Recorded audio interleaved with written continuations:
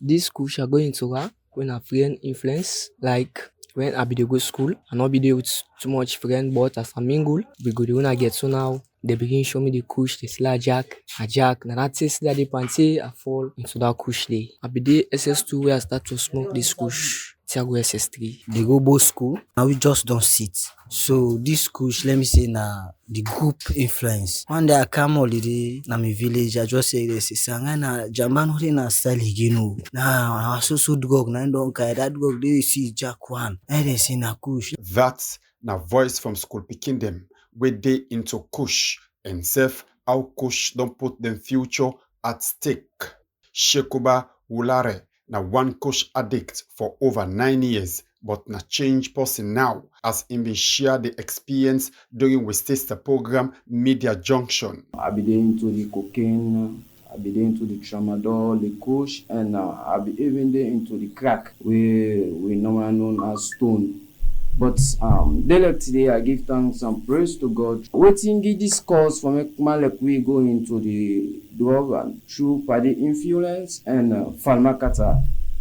And the thing is that you get Johnson. We get Johnson and all side the weak for you, body the weak, everything the weak. Once you take them, when you smoke them, everything will be okay. When you feel for smoke the drug, you not get at that moment, you can capable for do any bad. Like you can go thief. I don't live on the Kush for more than 9 years. Now the 2 years this now where I abstain myself from the Kush. Same way so inside McKinney, recently plenty dead body them na different community, but the McKinney City Council not get data for sure almost young people don't die for sake of Kush, though people don't associate the dead body them to Kush addicts. Shekuba been share waiting in know why Kush they kill person. The pain where you go get from the Johnson, your bones and go hurt, and get your fever for yourself also. Not demonic something. Your enemy na water. Because you go ask everything they come up by you. And try they talk say like the DHL where them the cows where na the name that will be called the Kush, when na the original Kush, those days it be better. But these days, the one day where they make, then they use leaf,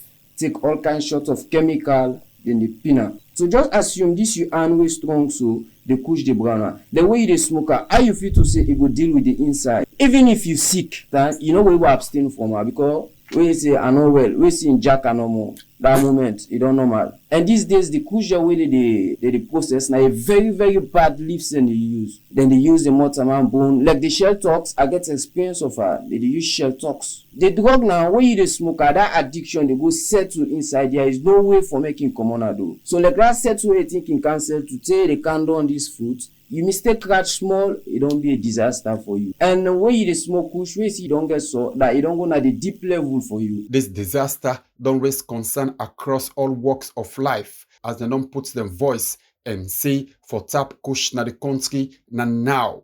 President Julius Maada Bio been declared state of emergency against drugs sometime back inside 2024, but 1 year ago the action point by President Bio in government for tackle Kush, Boku believe say na word na paper and they need action now because the government been put forward say each district go get rehabilitation center, counseling home, skill work for drug addicts them, among other action them. Ibrahim Darami, na civil rights activist, say the government effort for tap Kush na the country na paper in tap, not a reality, and say this feds need for get another U-turn like good family upbringing. I know dealers there. We are very close to. You get one big law enforcer deployed to this community today. You go see a group of them, they mobilize themselves for go pay homage. Government in, government out, don't they pay lip service into the fight against drug. You get the National Drug Law Enforcement Agency, poorly funded, because the police will tell you, say, their work, it depends on information. We don't get highly placed individuals who then link into this thing. The president declare a state of emergency. A state of emergency, but the next thing they file are resources. Let me go back to parenting. Sahid Kabia, na one young person will challenge himself for open rehabilitation center inside McKinney. But why? Sahid say he need help and stakeholder them within Bombali and the government not to show any sign for come rescue the young people here. But they see we come to youth man them like then they go astray. So like I come up with this idea now, say like create a rehab center. So like I begin to talk to my company. I say, dear man, I go on for Leone help me on this fight. I see the thing here you sit down, like salon or we brothers them who na dabiti who na the car they die. So like themselves be the same for me, I have money, see how best I buy rice, buy gari, and then I even buy for them plasma them. For normal land, take the attention from this drug. Mayor in una don't go meet in the office several times. For la go cry to her no more.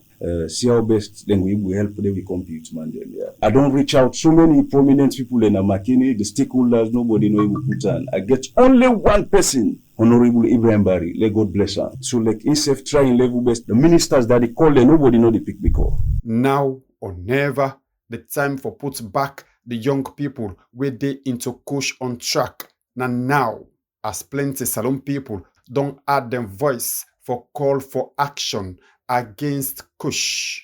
May we put this report together for AM Live. Na Mahamud for Fana, the reports.